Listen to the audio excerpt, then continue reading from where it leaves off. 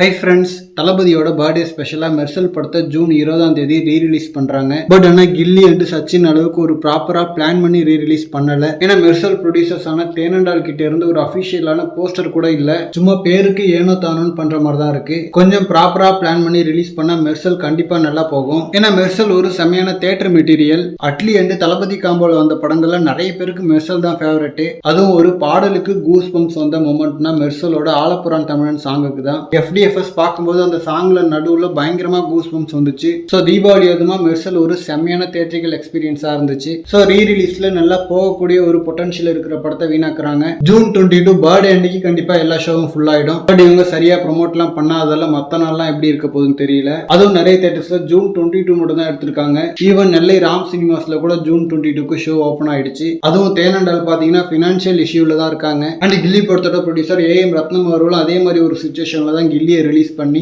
ஓரளவுக்கு அவரோட கடன்ல இருந்து மீண்டுட்டாரு. அண்ட் கலைப்புலி தான அவர்களுமே ப்ராப்பரா சச்சினை ரீரிலீஸ் பண்ணி ஓரளவுக்கு ஒரு நல்ல கலெக்ஷனே பார்த்தாரு. ஸோ அந்த மாதிரி ஒரு நல்ல ஆப்பர்ச்சுனிட்டியை தேனண்டால் மிஸ் பண்ற மாதிரி இருக்கு. பட் ஸ்டில் எப்படி போகுதுன்னு பார்க்கலாம். தேங்க்யூ.